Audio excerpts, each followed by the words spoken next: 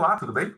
Buenos días, buenas tardes, buenas noches. Les damos la bienvenida a un nuevo episodio del podcast de la red AILO, la red internacional de abogadas y abogados de las trabajadoras y los trabajadores.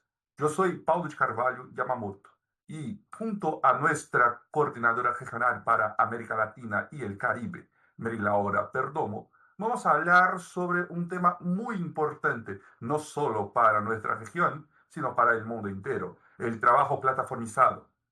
Estamos todas y todos movilizados, movilizadas para que en junio del próximo año 2026 la Conferencia Internacional del Trabajo adopte un convenio y una recomendación que garanticen trabajo decente en la economía de plataformas. Pero algunos de los países de nuestra región ya han aprobado leyes sobre el tema. Para conocerlas mejor, invitamos a afiliadas y afiliados de Colombia, México, Chile y Uruguay para que nos cuenten un poco sobre el contexto, el contenido y los desafíos que estas leyes representan en sus países. Esperamos que disfruten del episodio.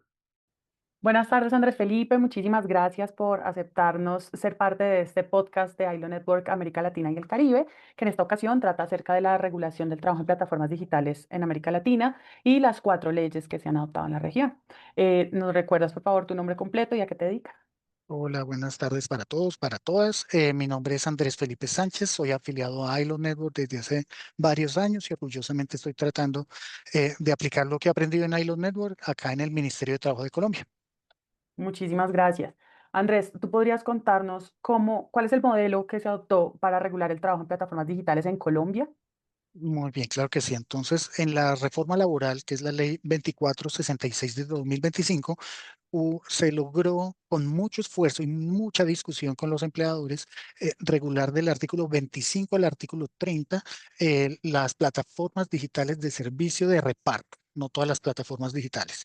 Allí, 4 elementos muy rápido para tener en cuenta. Se reguló como modalidades de plataformas de servicio de reparto la modalidad de vinculación subordinada con todos los elementos y todos los derechos del Código Sustantivo del Trabajo y la modalidad de trabajador independiente o autónomo, con ciertas particularidades.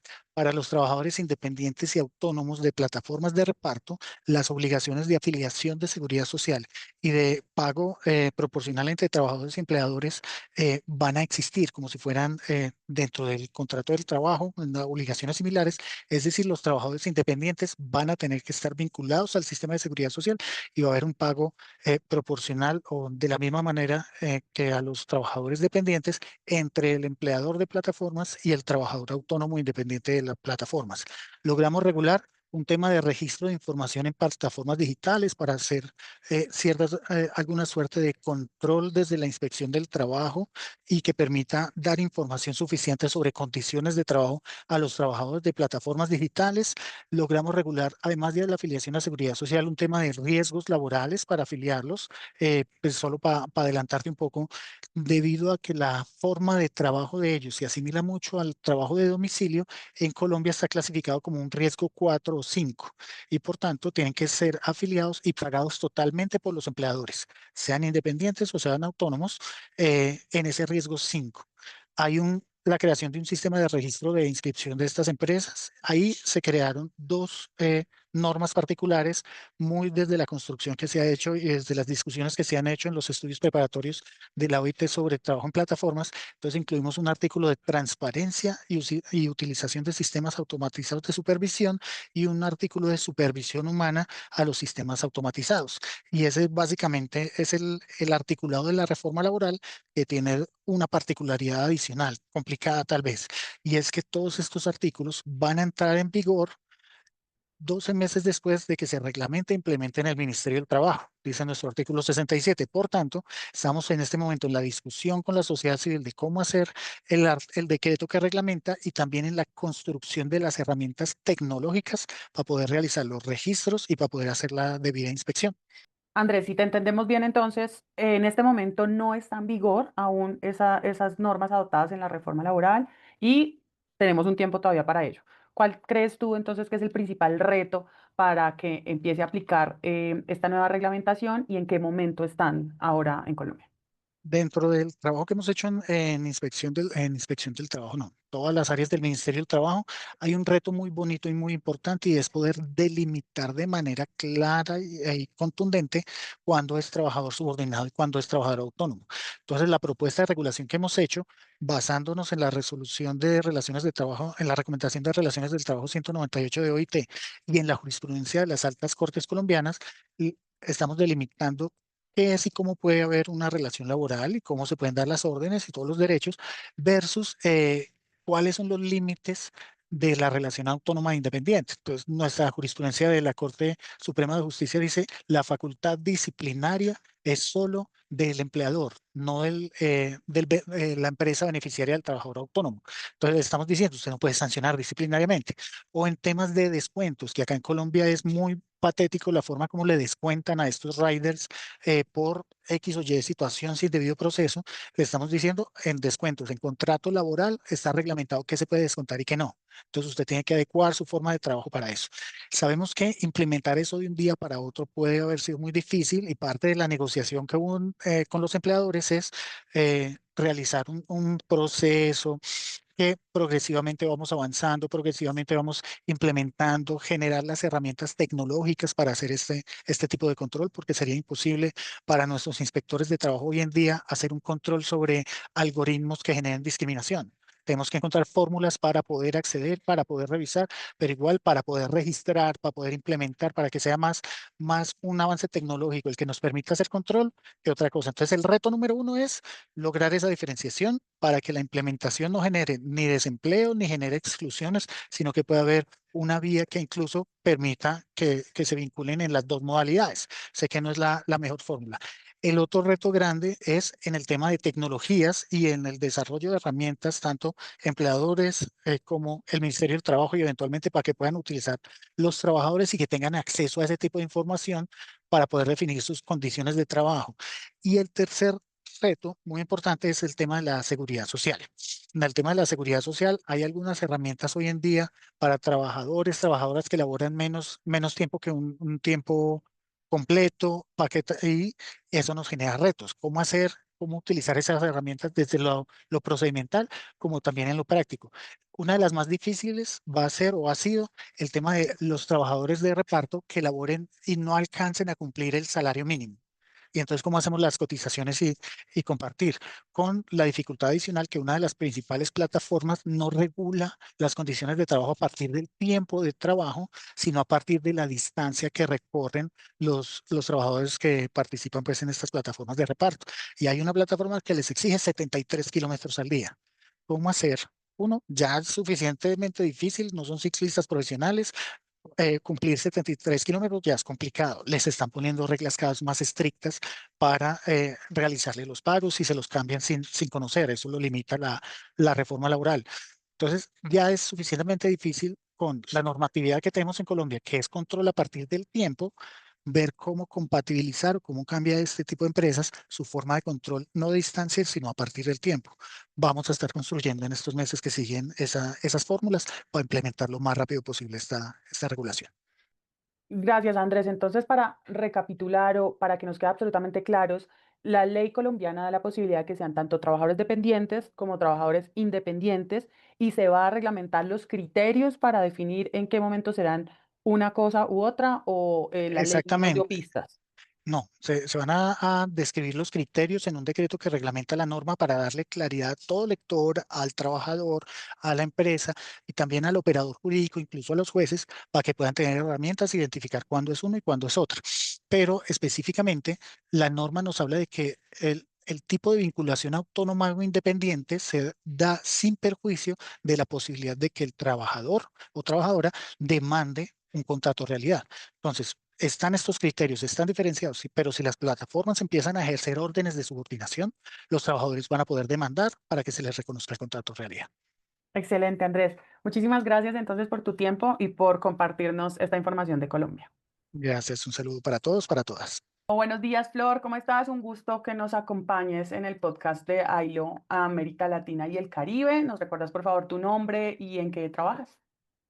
Hola Mary, mucho gusto. Pues mi nombre es Flor Edith González Pardo y soy abogada laboralista en México. asesora de la UNTA, de la Unión Nacional de Trabajadores por Aplicación y Reparto de México. Súper, Flor, muchas gracias, bienvenida.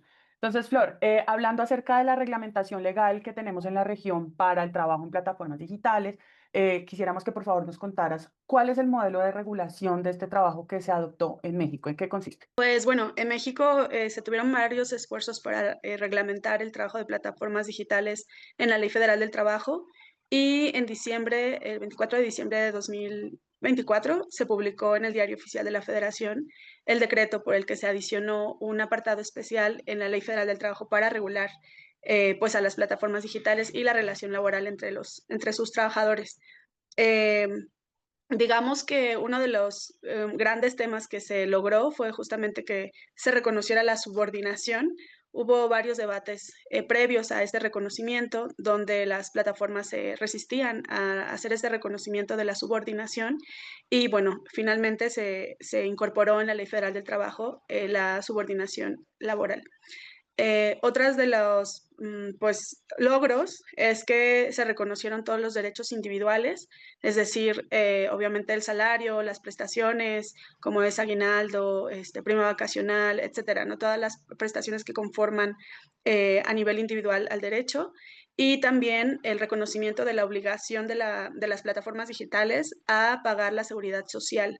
Este último con algunas condicionantes que pues quizás podemos abordar un poco más. Ahora se está aplicando una prueba piloto para la incorporación de las y los trabajadores de plataformas digitales a la seguridad social, pero bueno, aunque ha habido algunos candados, creo que es pues muy positivo que ya en la ley se reconozca y que ellas y ellos tengan la posibilidad de tener seguridad social y todos los derechos que derivan de la seguridad social. También otro de los aciertos de esta regulación es que a pesar de que hay pues un candado importante en la ley donde se establece que la reinstalación laboral solamente se va a reconocer en aquellos casos donde hubo despidos injustificados por violaciones a los derechos colectivos.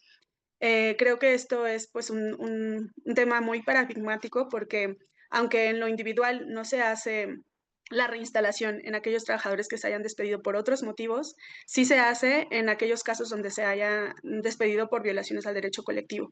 Entonces, prácticamente el mensaje que se está dando a los trabajadores, o nosotros desde la UNTA creemos que el mensaje que se tendría que dar es a los trabajadores deben organizarse porque entonces, si su despido deriva de una violación a su derecho colectivo, su reinstalación es procedente y pues todo el cuerpo de trabajadoras y trabajadores, o sea, como la organización sindical, pues lo respaldará. Por otro lado, una de las, pues también un poco contradicciones que se observaban en esta regulación era el tiempo efectivamente laborado.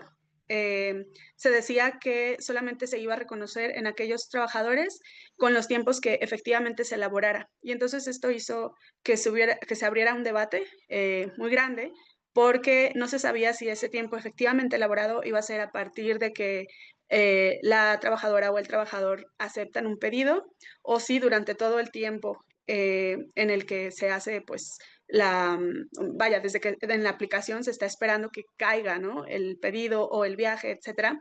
Entonces ahí pues entraban en contradicción también porque se cuestionaban cómo se iban a computar estos tiempos, por ejemplo, para efecto de casos donde hubiera algún tipo de riesgo de trabajo. En Ciudad de México y en otras partes de México, pues hay muchos accidentes de trabajadoras y trabajadores de plataformas digitales. Entonces, para que la seguridad social reconociera tu riesgo de trabajo, se cuestionaban cómo es que la aplicación iba a estar computando este periodo efectivamente elaborado. Entonces, bueno, diría que uno de los temas, ¿no? Como controversiales fue justamente este término, el tiempo efectivamente elaborado. Después también pues se hicieron otros cuestionamientos acerca de las herramientas de trabajo. Como sabemos, pues las herramientas de trabajo son una obligación de los patrones, en este caso de las plataformas, tendrían que serlo. Esto quedó fuera de la ley, no se hizo el reconocimiento como tal. Entonces todavía pues se tiene la discusión de cómo se tendría que ir haciendo la incorporación poco a poco para que las plataformas digitales también en algún punto estén a cargo de esta obligación patronal que implica dotar a las y los trabajadores de las herramientas. Por ahora, pues las herramientas siguen a cargo de las trabajadoras, por ejemplo, pues el presentar la motocicleta con la que trabajan, el presentar el coche con el que trabajan, algunas herramientas como es la mochila que llevan, en algunos casos me parece que pues las aplicaciones como que se las han dado y en otros casos no. Entonces, bueno, esto aún queda en el tintero. Sin embargo, al haber reconocido las obligaciones individuales en la ley, esto también de alguna manera faculta a las y los trabajadores para hacer ese trabajo de exigibilidad, ¿no? De ese derecho por un lado y de obligación por otro lado de las plataformas. Sí. Una pregunta, o sea, para volver al contenido de la ley, digamos, básico, y es, ¿a qué tipo de trabajadores de plataformas aplica? ¿Cuál es el campo de aplicación de este decreto que modificó la ley? ¿Y cuál es el requisito para ser reconocido como trabajador, como subordinado? En la ley se está manejando y sobre todo más ahora con la regulación de los criterios para ser incorporados al ISSSTE, se están manejando dos criterios. Uno es como el trabajador de plataforma digital, que es aquel trabajador que labora para una plataforma y que genera un salario mínimo. Y otro es aquel trabajador que trabaja pues para diversas plataformas y genera menos del salario mínimo. Esas serían como las dos clasificaciones y esto se está pues haciendo así para poder llevar a cabo la incorporación a la seguridad social. Las y los trabajadores que laboran para una plataforma o diversas plataformas, pero que generan un salario mínimo, a estas personas se les están incorporando a la seguridad social y a aquellos que no generan este salario mínimo no se les está incorporando a la seguridad social. Entonces, bueno, esa sería más o menos la clasificación, ¿no?, de trabajadores. Súper, muchísimas gracias. Bueno, Gloria, entonces, ¿qué sigue?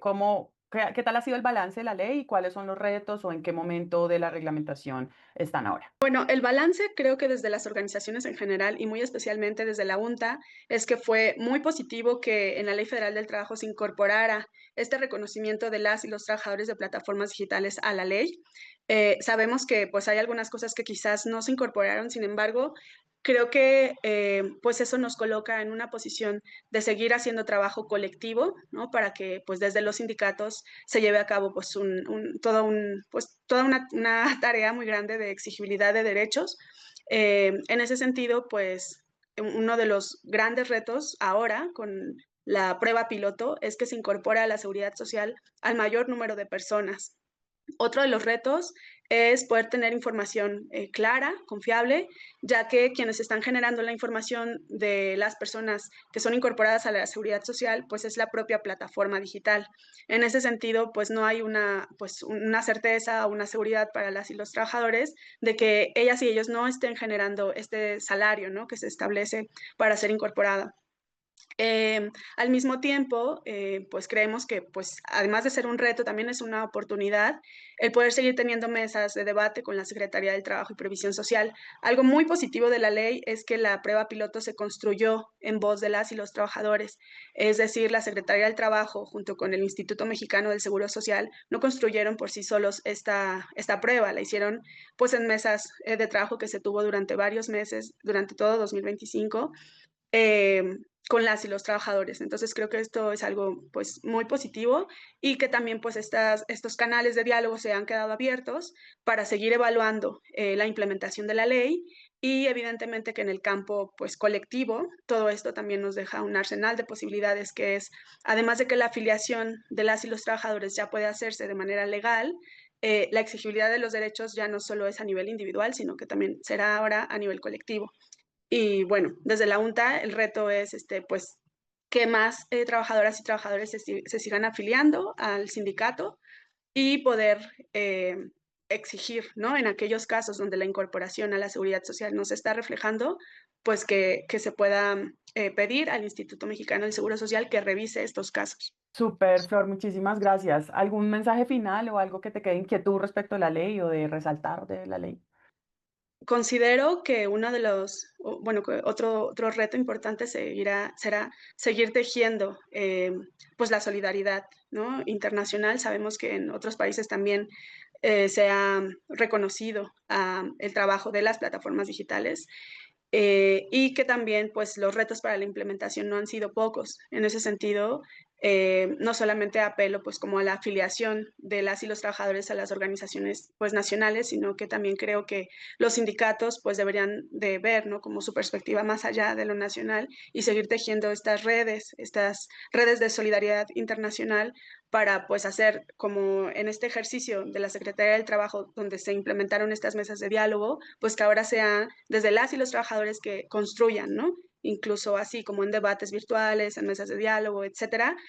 ¿Cómo es que se está implementando la ley en sus países? ¿Cuáles son los retos que se están presentando? Y pues, ¿cuáles son los canales de apoyo que se podrían tener entre organizaciones? Claro que sí, Flor, muchas gracias. Pues esperamos desde AILO con este podcast de la legislación en plataformas digitales en América Latina y el Caribe colaborar con ese propósito y te agradecemos mucho por habernos dado la perspectiva de México. Hoy estamos con el doctor Nicolás Piso, profesor de Derecho del Trabajo y de la Seguridad Social de la Facultad de Derecho de la Universidad de la República, abogado litigante, autor del libro Trabajo a través de plataformas digitales en coautoría con Lorena de León y de varios artículos publicados en libros y revistas especializadas en Derecho del Trabajo, un verdadero experto en el tema de trabajo en plataformas, así que es un gran honor poder tenerlo con nosotros en la red AILO y para hablar un poco sobre este importante tema. Así que muchas gracias, doctor. Y bueno, me gustaría de preguntar un poco sobre el modelo de regulación adoptado de la ley de plataformas en Uruguay. Querido amigo Paulo, un gusto conversar contigo. Te faltó decir que soy orgulloso miembro de la red AILO, que de nuevo me ha dejado muchos amigos y gente muy interesante con la cual debatir todos estos temas. En Uruguay, en febrero de este año, en pleno, en pleno cambio de gobierno, que además implicaba un cambio de signo político, asumía un gobierno de izquierda, 2 semanas antes el Parlamento decidió aprobar una ley de trabajo en plataformas digitales, la ley número 20.396, que lo que hizo fue seguir un poco ese camino tibio de permitir las dos modalidades de trabajo, tanto el trabajo en forma dependiente como el trabajo en forma autónoma. El problema, la principal crítica que se le hace a esa elección es que queda librado a lo que resuelvan las partes, con la particularidad de que estamos en una relación en la cual las dos partes no tienen el mismo poder de decisión, que, o sea, hay una parte muy fuerte y una parte que se tiene que someter a todo lo que las plataformas impongan. Por eso, además, la ley nuestra es aplicable únicamente a las plataformas digitales de reparto y transporte de personas. Entonces, es una especie de ley boutique, digamos, que aplica, por lo menos acá en Uruguay, a 4 empresas que son Uber y Cabify y Pedido Ya y Rappi. Eso por un lado. Contiene algunas disposiciones establecidas para el caso de que estas plataformas llegaran a decidir tener a trabajadores en forma dependiente, en forma de relación de trabajo, que, como yo vengo diciendo en varios foros en los que me han invitado a participar, es similar a regular la tenencia responsable de unicornios, o sea, algo que no va a tener aplicación en la práctica. Después, la ley tiene un título un tanto pomposo de decir, creo que se llama Ley de Establecimiento de Derechos o Condiciones Mínimas de trabajo para los trabajadores de plataformas digitales. El problema es que esos mínimos se les fueron demasiado abajo, ¿sí? Eh, la ley brinda protección contra accidentes de trabajo, algunos beneficios de seguridad social que ya los tenían en realidad, con el aporte, o sea, lo que reglamentó un poco es la modalidad de aporte a la seguridad social, garantiza la negociación colectiva para los autónomos, que debería funcionar únicamente como un recordatorio de que ya los convenios 87 de la OIT y 95 ya permitían y la negociación colectiva de los autónomos, brinda algún derecho sobre transparencia algorítmica. Y bueno, creo que ahí están resumidas un poco las críticas que varios de los docentes y abogados que estamos en esta cruzada, digamos, contra las plataformas y académicos de otras áreas también, le hacemos a esta ley. ¿Cuál es el impacto de la aplicación de la ley en los trabajadores, las trabajadoras de aplicativos en el país? Bueno, para empezar, la ley es sumamente reciente al punto que fue reglamentada por el Poder Ejecutivo hace muy pocos meses. eh, Como que todavía se está trabajando a ver, la ley y la reglamentación también contienen determinados aspectos sobre condiciones de bienestar, de algunos elementos que las empresas deberían proveer, como servicios de higiene, baños, algunas cuestiones mínimas que hasta donde me consta todavía no se han puesto en práctica. Sí, sí se admitió, yo sé que hay un sindicato de repartidores que están negociando en la órbita del Ministerio de Trabajo, que más allá de que ya había negociación por lo menos con pedidos ya, yo incluso participé asesorando a un grupo de trabajadores, pero bueno, se está como empezando a aceitar el mecanismo de negociación colectiva. eh, y bueno, como que recién digo, no ha habido cambios. A mí me han llegado reclamos de prestadores del servicio que las respuestas con bloqueos de cuenta, y las respuestas siguen siendo automatizadas. Y no, digo, al final el cumplimiento de la ley lo estamos dejando en manos de los abogados, terminamos esa intervención personal o humana detrás de las decisiones algorítmicas, las estamos llevando adelante yo como abogado de los choferes o repartidores y los abogados de las empresas. Entonces, creo que no ese es el verdadero espíritu de la ley. Hay también algunos rumores de que se presentaría algún proyecto para modificar la ley, o sea que todavía no está muy ni puesto en práctica ni definido cómo va a seguir este tema. Y sobre eso, ¿cuáles son entonces los principales retos de la aplicación o retos para mejorar la ley hoy día que se impone a los trabajadores y las abogadas y abogados de trabajadores? A ver, por un lado, en esa primera dualidad que yo te comenté, esa posibilidad de adoptar cualquiera de las dos modalidades de trabajo, de todas formas, y es lo que se desprende de la mecánica de la ley, e incluso la reglamentación del Poder Ejecutivo lo deja más claro todavía, esto no cierra la puerta a reclamos ante la justicia si, en virtud del principio de primacía de la realidad, y esto lo dice el decreto reglamentario expresamente, con la guía de la recomendación 198 de OIT, que se pueda presentar un reclamo y que la justicia determine que en realidad lo que existe sigue siendo una relación de trabajo dependiente. Eso por un lado.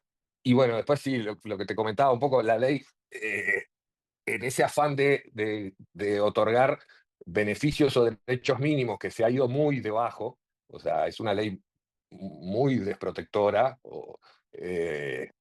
pero bueno, lo poco que brinda hay que ver cómo se efectiviza al final, que hoy por hoy todavía no está resuelto. Habrá que ver también si hay voluntad política de que los organismos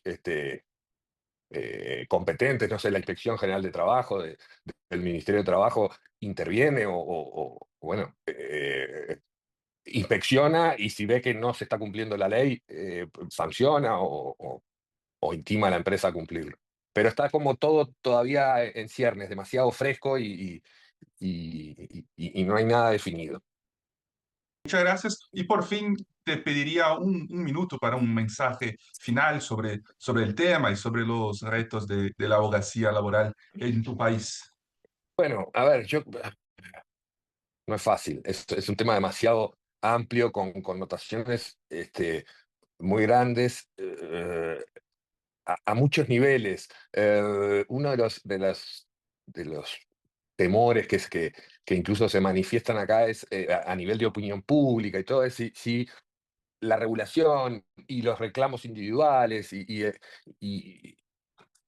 la constitución de un sindicato, incluso si no van a hacer que este tipo de aplicaciones desaparezcan por lo menos de Uruguay, lo cual yo creo que no, y si en algún momento las que están resuelven irse, otra van a ocupar su lugar. Eso por un lado.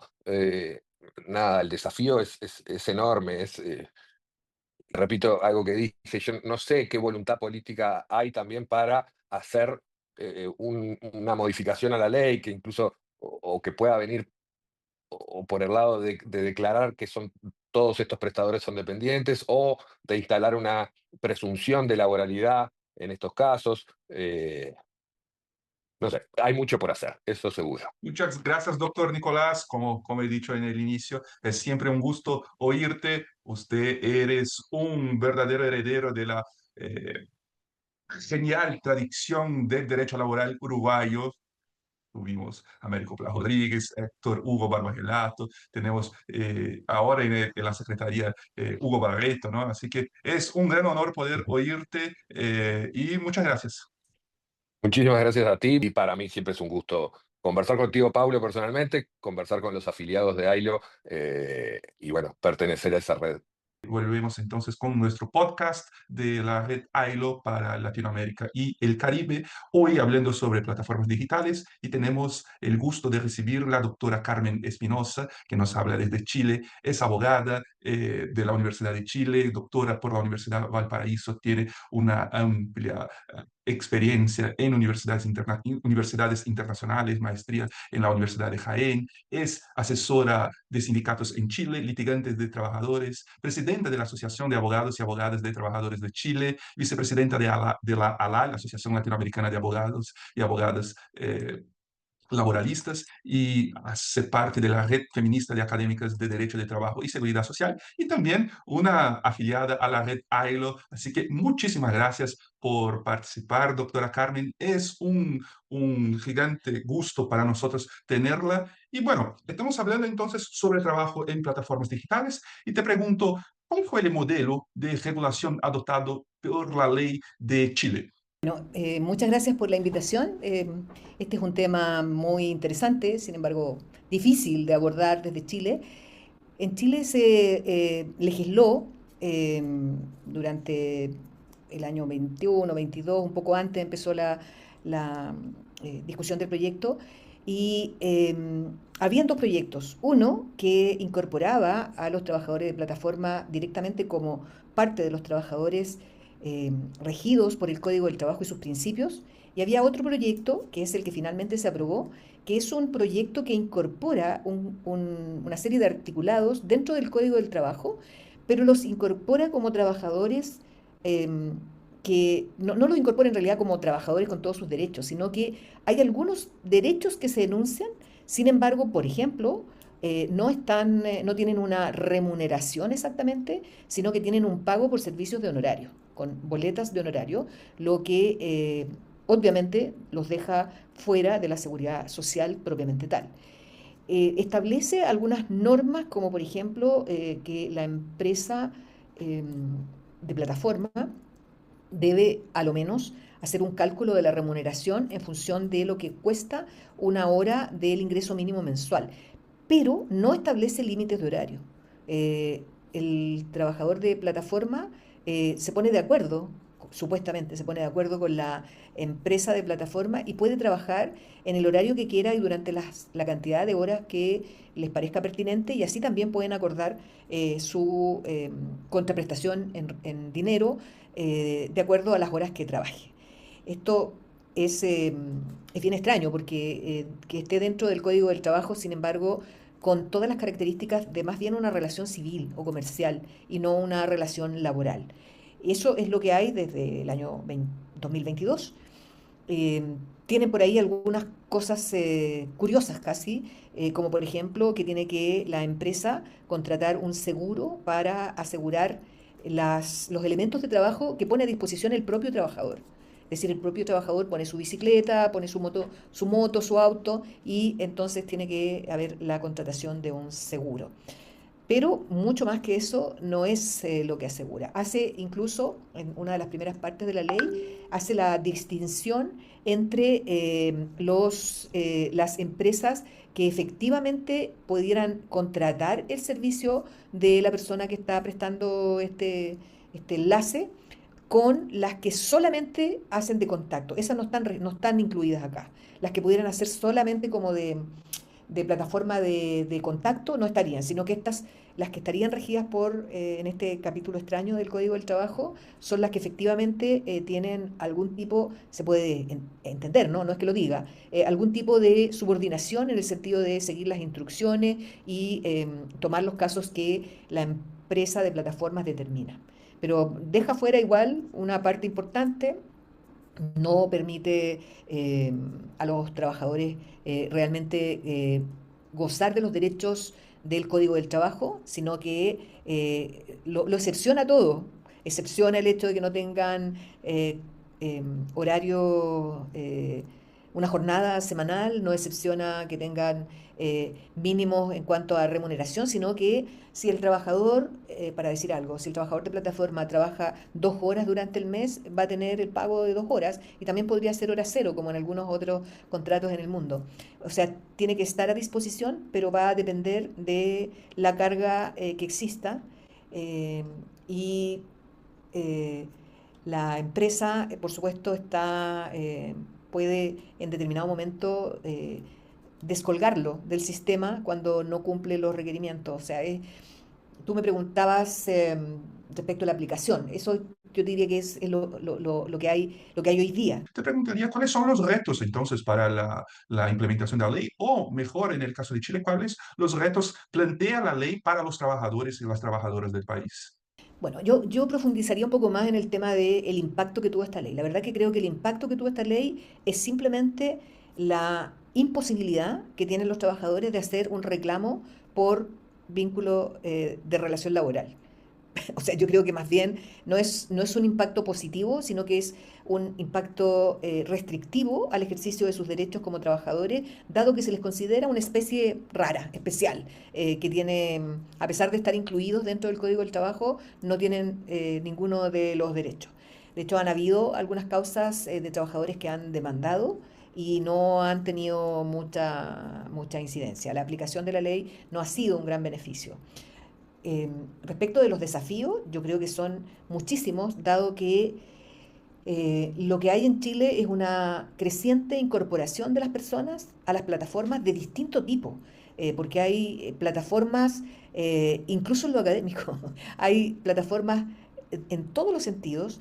Y lo que uno más compara y lo que más ve, que son aquellos que trasladan productos o realizan algún servicio, son los más visibles y la verdad que son los más precarizados. En Chile, por lo menos, las personas que trasladan los alimentos, que trasladan productos del supermercado, que trasladan materiales de construcción, la mayoría hoy día, yo diría que un porcentaje muy importante, son trabajadores extranjeros, que además de ser extranjeros, en muchos casos están en el país en forma irregular.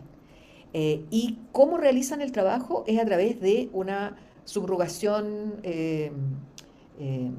no legal. Trabajan con el nombre de otra persona que pudo haber tenido una entrada a Chile en forma regular y que se incorporó a esta plataforma y que se llama Juanito Pérez, pero luego Juanito Pérez puede que ni siquiera esté en Chile. Sin embargo, ese registro lo ocupa otro que llegó por los pasos irregulares que tenemos de entrada y que por lo tanto trabaja de una forma muy precaria, sin mucha opción de tener ni siquiera los pocos beneficios que uno podría buscar ahí entre las normas que hay, porque no es el que debería estar, sino que es un tercero.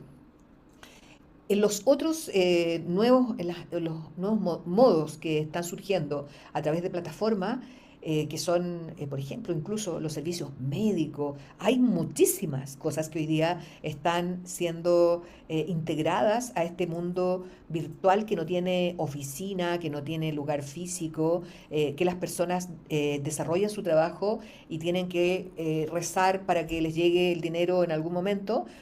Creo que hay muchos desafíos, muchos desafíos. El primer desafío es entender bien el fenómeno y cómo se ha ido incrementando hacia sectores que no nos habíamos imaginado que pudieran existir. Todo lo que tiene que ver con el servicio oculto, por ejemplo, de la banca, el servicio oculto de las inversiones. todo esto que decía recién, los temas médicos, incluso los temas de educación. Hay mucho trabajador que ha dejado de tener un empleador claro, con una relación laboral regida por el Código del Trabajo, con un contrato escrito, con unas cotizaciones previsionales para la salud y la jubilación, y sobre todo aquellos mayores de 45, mayores de 50, que están quedando fuera del mercado de trabajo, están disponibles para insertarse en este otro tipo de relación, que es una relación laboral a nuestra manera de entender, sobre todo revisando los principios del derecho del trabajo, del derecho internacional del trabajo, son todos trabajadores. Sin embargo, el cómo se les trata como si fueran contratos civiles o comerciales, a la usanza del siglo XVIII o XIX al principio.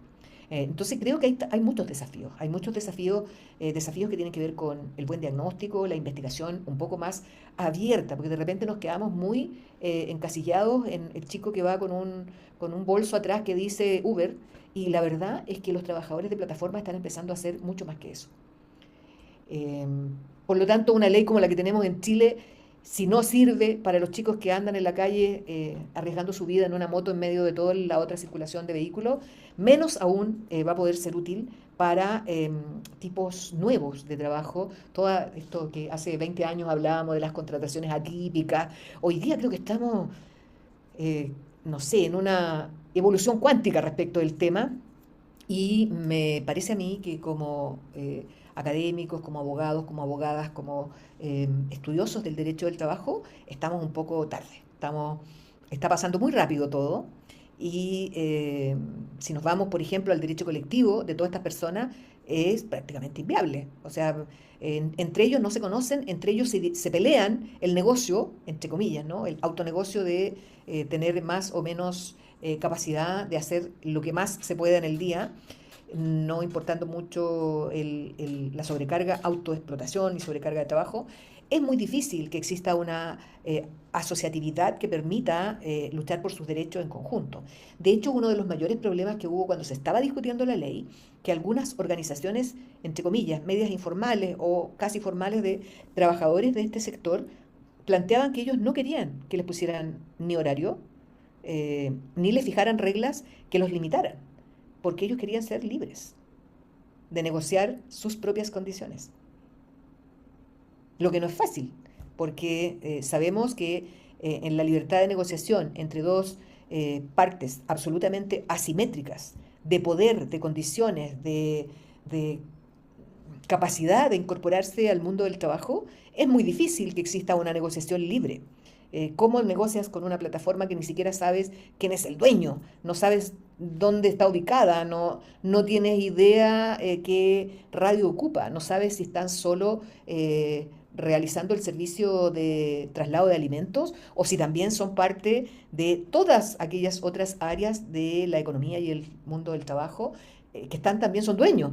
Una transnacional hoy día puede ser dueña de un servicio de taxi, de un servicio de comida, de un servicio de transporte de mercancías, puede ser la misma, pero el trabajador no puede saberlo porque lo único que tiene es a lo más una página web donde hace una inscripción y alguien le contesta que sí, que está aprobado, y que las condiciones son tales y que tiene que incorporar una app a su propio teléfono para recibir las instrucciones o los pedidos de servicios, cualquiera sea.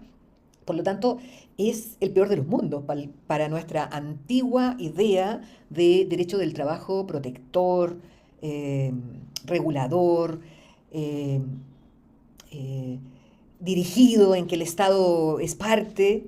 Yo creo que es muy difícil, es casi una utopía hoy día el pensar que pudiéramos interceder, incidir un poco más en el tema. Estamos bastante lejos. Pero es lo que tenemos, y yo creo que dentro de lo que hay tenemos que seguir intentando sensibilizar, capacitar, y que las personas entiendan bien de qué se trata. De hecho, no se consideran trabajadores. O sea, el lenguaje, que importa mucho, ¿sabes? Filosóficamente el lenguaje construye realidades. Las personas que están en este tipo de trabajo se enojan cuando uno les dice que es un trabajador. Él es un independiente, es un emprendedor, es un empresario, un autoempresario, un pequeño empresario. No es, a lo más pueden aceptar que es un colaborador, pero cuando le planteas tú que es un trabajador que debería tener derechos, te miran así como con cara de, no, yo te equivocás, yo no le trabajo a nadie, yo hago mi trabajo independiente. Em, y bueno, no es fácil discutir con ese discurso, que es un discurso eh, muy en sintonía con el modelo económico, político, jurídico que han ido asumiendo muchas sociedades en el mundo y especialmente nuestras sociedades latinoamericanas.